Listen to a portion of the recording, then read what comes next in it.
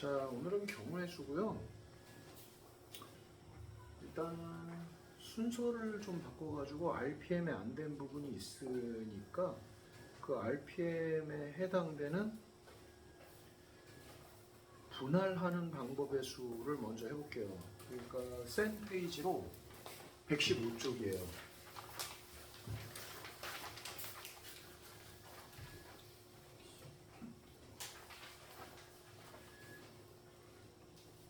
그 유형 26 찾았어요? 네, 유형 26에 보면 분할하는 방법의 수 이렇게 돼 있고, 유형 27 보면 분할 후 분배 방법의 수 이렇게 돼 있거든요. 이제 이거에 대한 거를 좀 설명을 좀 전체적으로 깔아야 될 것 같아요. 이게 P하고 C, 특히 그 C 조합에서 분할이라는 게 있어요. 근데 그 분할이라는 게 디테일하게 따지면은 뭐 집합 분할, 자연수의 분할 막 이렇게 복잡하게 따지는 거를 생각하면 그거는 확통에서 나오는 거고, 여기서 얘기하는 분할은요, 말 그대로 어떤 집단을 갖다가 파티션을 나눠 놓는 거예요, 그냥. 그러니까 이게 확통에서 나오는 내용에도 있고 여기서 시험에 나와도 사실 이상할 거는 없어요. 그리고 내가 이제 예제를 들어가지고 문제를 하나 칠판에다가 쓸 건데, 여기 있는 문제는 손 안 대고 여러분들이 이제 그걸 메모를 하고 여기 있는 걸 풀어보면 되거든요. 그러면 그게 저 부분이 분할이구나, 저 부분이 분배가 되는 거구나를 어렵지 않게 알 수가 있을 거예요. 그리고 그 문제를 보면 또 이런 식으로 저런 식으로 또 다른 게 문장으로 변형이 돼가지고 시험에 나올 수 있겠구나.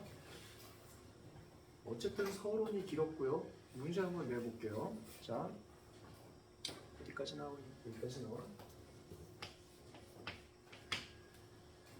여기 6명?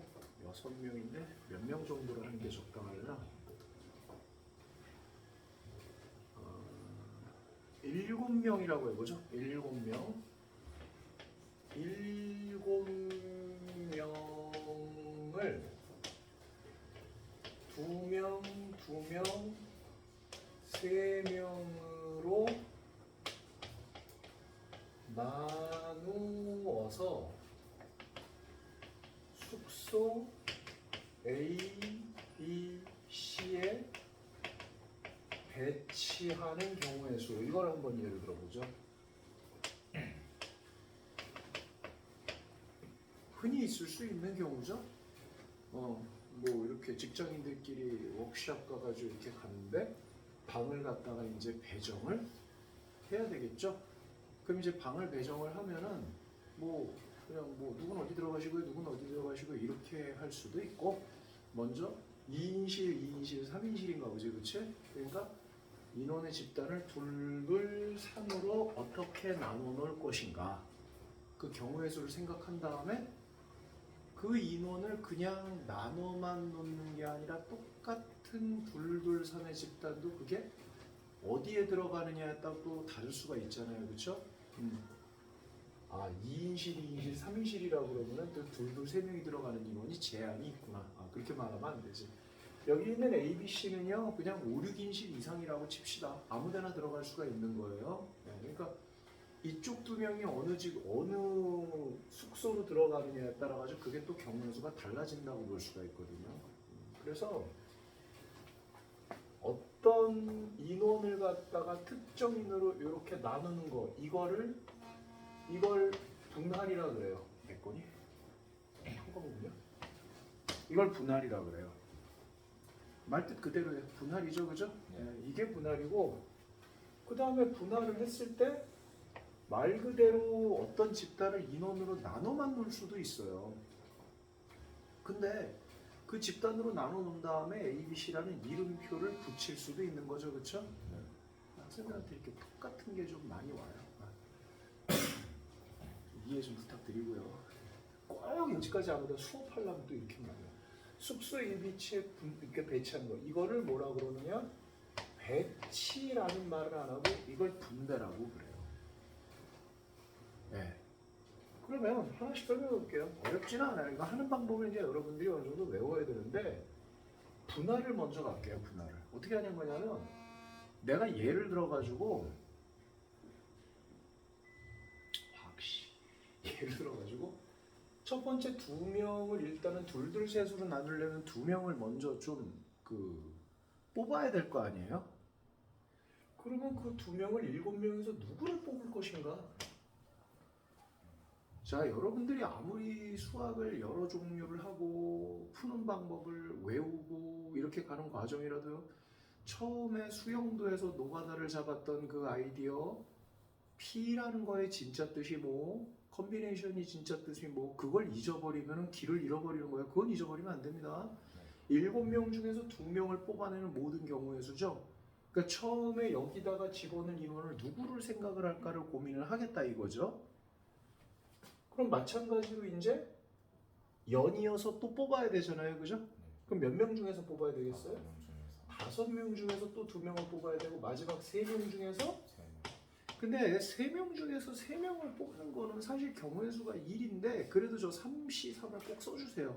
9색이에요, 9색. 그리고 이제 여기다가 중요한 거는 뭐냐면은 이거를 2 팩토리얼로 나눠야 되는 이유를 좀 여러분들이 아셔야 돼요. 이걸 왜 나눴냐면요. 예를 들어가지고 요걸 집단을 나눠 놓는데 내가 예를 들어서 둘을 처음에 둘을 A하고 D로 먼저 묶어 놓고 그 다음에 B하고 C하고 2명을 하고 A, B, C, D 나머지 E, F, G 이렇게 묶는 것도 이 곱 안에 들어가 있겠죠. 그죠?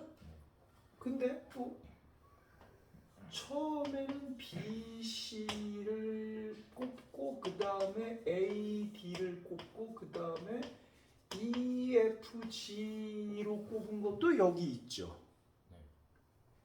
그죠? 왜냐하면 컨비네이션 곱하기 컨비네이션 그냥 말 그대로 뽑아 그리고 뽑아 그리고 뽑아 이렇게 나가는 거라고. 어? 뽑아 그리고 뽑아 그리고 뽑아 이렇게 나가는 거라고. 이해가 되겠어요? 무슨 얘기인지? 그러니까 여기에는 어떤 뭐 뽑았을 적에 그게 뭐 누가 뽑혔느냐 이런 거라기보다는 그냥 말 그대로 쭉쭉쭉쭉 뽑아 나간 거예요. 쭉쭉쭉 뽑아 나갔는데 지금 이 경우가 이 계산 안에서는 분명히 다르게 계산이 된 거거든요, 이게. 말 그대로 쭉쭉 뽑아 나간 거니까. 근데 결과적으로 보면 이렇게 무리를 짓나 이렇게 무리를 짓나 이게 어떻다고 볼 수가 있어요. 이게 같다고 볼 수밖에 없는 거예요. 그럼 같으면 뭔가를 중복해서 나누는 거죠. 나누기 때문에 여기에서 이렇게가 들어갔다 이거예요. 그럼 왜 나누는지는 알겠는데 구체적으로 어떻게 나누는지가 조금 궁금할 수가 있는 거거든요. 그래서 선생님이 여기다 이그잼을 하나 더 깔아볼게요. 예를 들어서 몇 명이라고 볼까요? 11명을 세 2명으로 나눈다 그러면 11C3 곱하기 8C3 곱하기 5C3 곱하기 2C 이렇게 될 거 아닌가, 그치? 이거는 뭘로 나누는 거냐? 이건 3팩토리얼로 나누는 거예요. 좀 알 것 같습니까? 이게 3일에서 3팩토리얼이에요? 같은 게 3개 있어서 3팩토리얼이에요? 같은 게 3개 있어서 3팩토리얼이에요. 3일에서 3이 아니에요. 알겠어요? 예를 들어서 4, 4, 4, 2 그러면은 인원이 전부 14명이었겠죠. 그러면 컨비네이션은 컨비네이션대로 때립니다. 4, 4, 4도 같은 숫자 3개 중복되잖아요. 그럼 3팩토리얼로 가는 거예요. 분명히 요것만 조심하시면 됩니다. 그러니까 지금 여기에서도 인원이 요렇게 둘 나왔기 때문에 이게 들어갔다 이런 얘기예요. 이게 분할이에요. 이게 분할 끝난 거예요. 자, 그러면 여기 있는 이그잼처럼 말 그대로 이 경우의 수라는 것은 7명을 3개의 집단으로 어쨌든 분리를 하는 거죠. 그죠?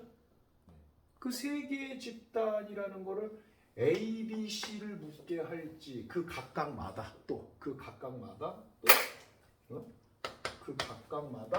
A, B, C로 재울지, A, C, B로 재울지, B, A, C로 재울지 이렇게 달라지는 거죠. 그렇죠? 그러면 분배는 그냥 뭐 하는 거하고 똑같아요? 줄 세우는 거하고 똑같다라고 볼 수가 있겠죠. 되겠습니까? 무슨 얘기인지? 네, 이렇게 분할과 분배가 마무리가 되는 거예요. 알겠습니까? 일단은 요거 메모 한번 해보세요.